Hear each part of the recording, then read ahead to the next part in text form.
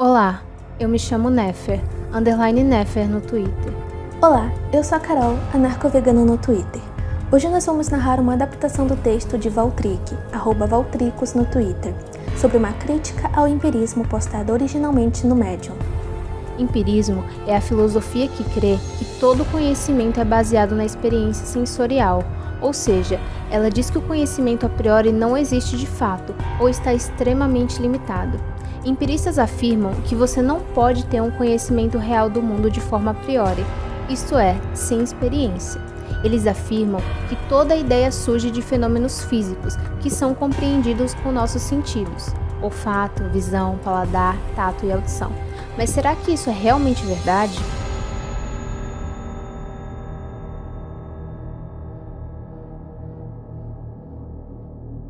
Os empiristas, como notável Locke, acreditavam que o conhecimento a priori era muito limitado, quase nulo, e só se aplica aos juízos analíticos, isto é, juízos cujo predicado está contido no sujeito, como por exemplo, todo casado é um não solteiro. Podemos classificar o juízo como sendo proposições, ou seja, frases com sujeito e predicado.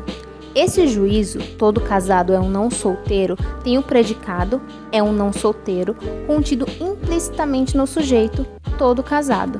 Esse juízo citado é uma tautologia, pois o sujeito casado já pressupõe que o mesmo é um não solteiro, mesmo que implicitamente. Então, o predicado nesse caso não expandiu o conhecimento do sujeito, ou seja, essa proposição não passa de uma análise do sujeito. Mas veja, essa proposição é a priori, não é necessária uma experiência para concluir que todo casado é um não solteiro, e isso nem os empiristas negam. Mas os mesmos acreditam que o conhecimento a priori está limitado ao analítico, ou seja, um conhecimento quase nulo. Empiristas afirmam que o conhecimento sintético, isto é, aquele que o predicado expande o conhecimento do sujeito, só pode ser quando se tem uma experiência sensorial. Como, por exemplo, o juízo: há uma maçã na árvore. Esse juízo é sintético, pois não está contido no sujeito maçã, que ela vai estar em uma árvore, então o predicado expandiu o conhecimento do sujeito. Porém, esse juízo não se pode provar verdadeiro ou falso, até que se tenha experiência, ou seja, esse juízo é sintético, a posteriori. Não há como provar de maneira a priori que há uma maçã na árvore, é necessário ver se realmente a maçã está lá. Ok, vimos que os empiristas basicamente acreditam que o entendimento humano vem somente da experiência empírica e que o conhecimento a priori estaria muito limitado. Mas a experiência empírica prova que é somente a experiência empírica que se fundamenta todo o conhecimento? Podemos até fazer uma dedução lógica provando que o empirismo é o certo, mas eu estaria usando um método não empírico para tal. Veja, se o empirista afirmar o conhecimento sintético a priori não existe ou está limitado ao analítico, o único conhecimento sintético existente é o a posteriori, pois o mesmo pode ser percebido, logo só existe um conhecimento, o empírico. Essa afirmação não é uma dedução lógica? Mas ora, o único método para se entender o mundo não são as induções empíricas? Então por que foi necessária uma indução lógica a priori para fazer essas proposições? Embora os dados do conhecimento feitas na indução sejam empíricas, eu ainda fiz uma indução, isto é, eu provei o empirismo usando as deduções lógicas a priori e não as induções empíricas. Ou seja, você foi contraditório e não usou o conhecimento empírico para provar a tese do empirismo, e sim usou o método a priori para prová-lo, usou um outro método para fundamentar um conhecimento. Os empiristas não negam as deduções lógicas. Não estou dizendo que o empirismo refuta o empirismo. Só estou dizendo que a experiência não pode provar o empirismo. É necessário outro método, mas isso contradiz o que muitos empiristas afirmam, que o conhecimento a priori está muito limitado. Mas como vimos, o próprio conhecimento a priori supostamente provaria o empirismo, que seria supostamente a única fundamentação do conhecimento. Vimos então que os empiristas acreditavam que todo conhecimento deriva dos dados sensoriais, os empíricos. Só que isso é verdade mesmo? Será que todo conhecimento vem da experiência? Bem, temos que considerar que a experiência é algo importante para formularmos induções, isto é, proposições sensoriais, como por exemplo, o juízo. Todo corpo iluminado pelo sol aquece. Este juízo é sintético a posteriori. É necessária experiência para provar tal juízo. Quando esse fenômeno é observado, montamos uma dedução, ou como diria Hilmer, uma ideia de que é o sol que aquece o objeto com sua luz solar. Você atribui a luz solar como algo que aquece, atribui o sol como causa da luz e atribui o corpo como sendo o aquecido. Mas essa indução pode ser atribuída a qualquer outro fenômeno, como por exemplo, todo o corpo em contato com o vento se aquece. Esse juízo também poderia ser observado. João observa todo dia que do meio-dia, quando o sol está em seu ápice, até às 6 horas da tarde, quando o sol se põe, uma pedra se aquece e esfria na mesma sequência. Porém, Pedro observa este mesmo fenômeno. Ele observa que do meio-dia até às 6 horas da tarde, a mesma pedra se aquece e volta a esfriar. Só que ele atribui tal fenômeno não ao sol, mas sim ao forte vento da tarde. Ele induz que todo o corpo em contato com o vento se aquece. Esta indução foi feita partindo da observação dos dados, vento e pedra aquecendo, que acontecem simultaneamente, assim como os dados sol e pedra aquecendo, que também acontecem simultaneamente. Entendemos então que deduções podem ser feitas com qualquer dado que venha a nós. Porém, só se pode confirmar se uma indução empírica é verdadeira ou não se for observado várias vezes se tal indução é contingente, isto é, se esta indução condiz com o que realmente é dado nos nossos sentidos. Só se pode provar algo como ele realmente vem a nós se for experienciado várias vezes em várias situações diferentes, com indivíduos diferentes, até que se prove que a indução todo o corpo iluminado pelo sol se aquece é sim verdadeira, e a indução todo o corpo em contato com o vento se aquece é falso. Isso se chamaria o método científico, em que é experienciado várias vezes um fenômeno X. Ok, entendemos o que seriam os dados empíricos, mas surge uma dúvida. Como compreendemos os dados empíricos? Vamos responder o seguinte.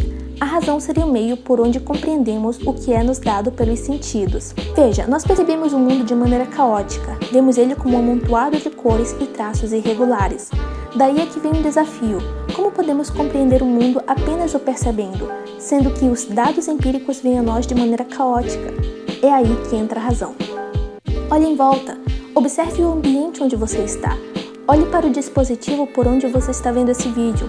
Olhe para a sua mão, sinta os objetos com seu toque. Agora que você fez isso, eu te pergunto, por que você consegue sentir que é um ser capaz de entender o que está à sua volta em um computador, que pode ter os mesmos sentidos que você, não?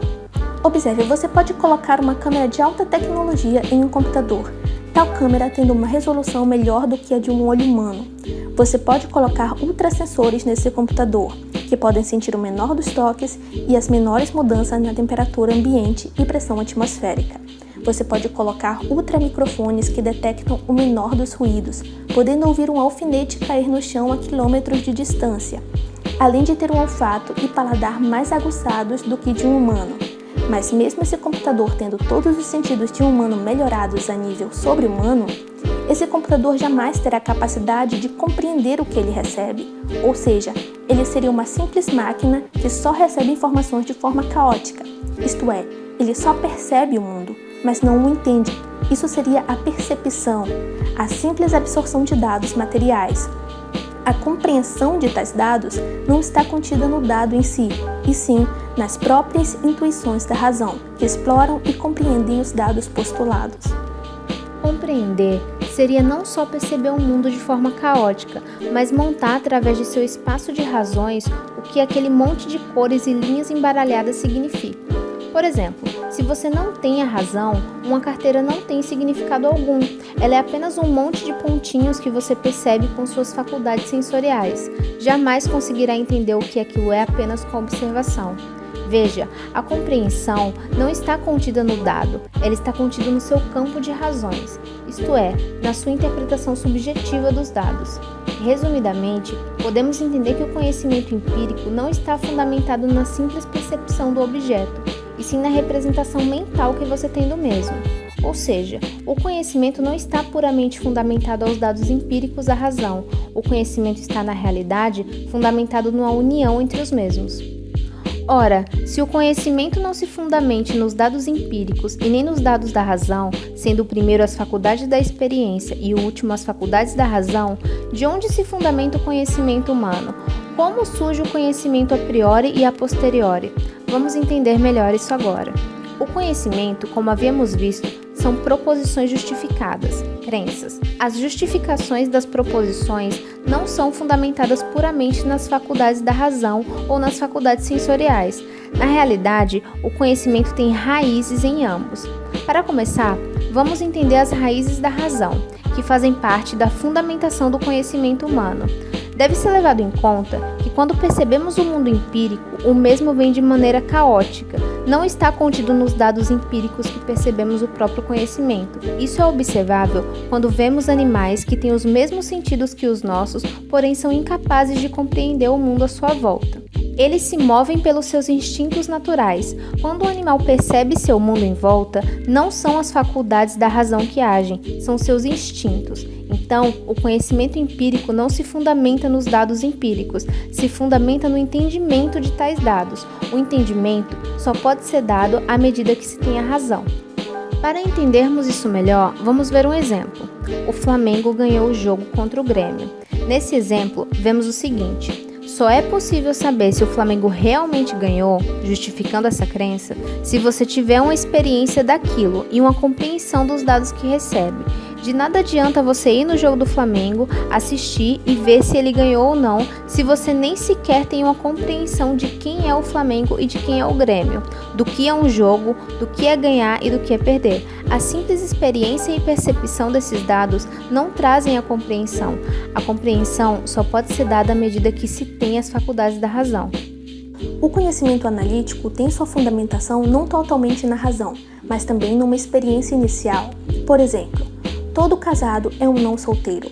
Por mais que esse juízo seja a priori, pelo fato de não ser necessário experienciar que todo casado é um não solteiro, se todo X é Y e se todo A é X, logo A é Y.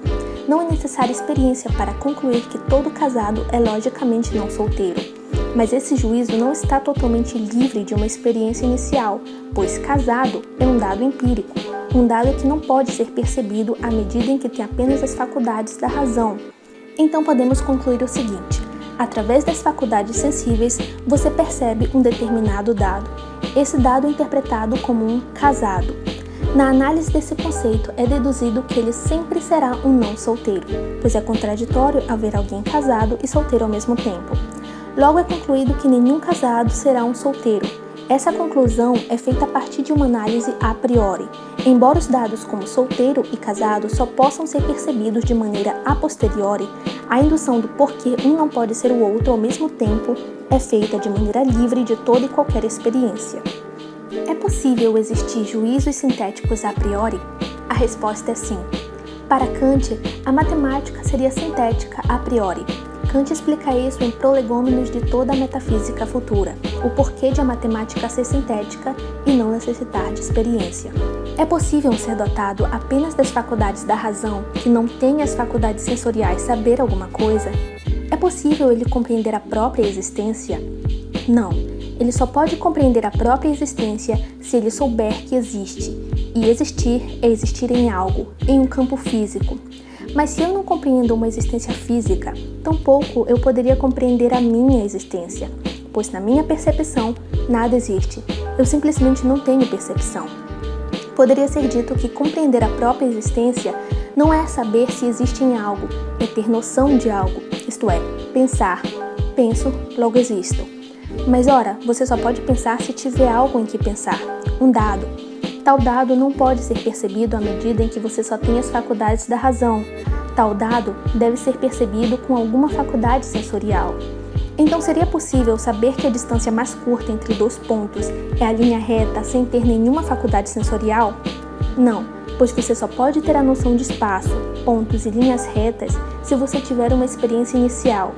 Vejamos, imagine um ser dotado das faculdades da razão e a faculdade sensorial do toque, porém, ele não tem corpo, ele não pode ter experiência interna ou externa, mas ele pode sentir que está no espaço tridimensional. Dessa sensação ele pode compreender que existe, já que ele pode pensar e compreender que existe em algo. Mas veja, não estou dizendo que ele precisa experienciar que a linha reta é a distância mais curta entre dois pontos. Ele só precisa ter a noção do que é espaço, pois a compreensão de linhas retas, distância e pontos só pode ser dada a partir do momento em que você tem os dados da razão. Logo, você não precisa experienciar que a linha reta é a distância mais curta entre dois pontos. Você pode fazer essa análise apenas com a razão. Se esse ser tem a compreensão de espaço, ele já pode deduzir o que são pontos e linhas retas. Ele não vai precisar de experiência para concluir que a linha reta é sempre a distância mais curta entre dois pontos. Ele não vai precisar experienciar inúmeras vezes todas as possibilidades de trajeto e distância para concluir isso. E é aí que está a universalização desse juízo. Ele é válido para todos os casos, não importando qual a distância ou em qual lugar você vai pôr esse juízo em prática. Pelo fato do entendimento humano não compreender outra distância mais curta que seja a linha reta, é universal dentro do nosso entendimento. Esse juízo também é modalmente necessário, tendo em vista que a distância será sempre a direção oposta que separa dois pontos. É contraditório imaginar que uma direção não seja uma linha reta. Mesmo assim, é um juízo sintético. Direção não pressupõe distância. É necessário ir além do simples conceito de direção e expandir seu conhecimento sobre o mesmo. Este foi o vídeo de hoje. Lembrando que a narração é apenas uma adaptação e não contemplou todo o artigo publicado. Para lê-lo na íntegra, acesse o link que está na descrição. Obrigada por assistir até aqui. Se gostou, deixe seu like, inscreva-se no canal e compartilhe o vídeo em suas redes sociais. Até a próxima!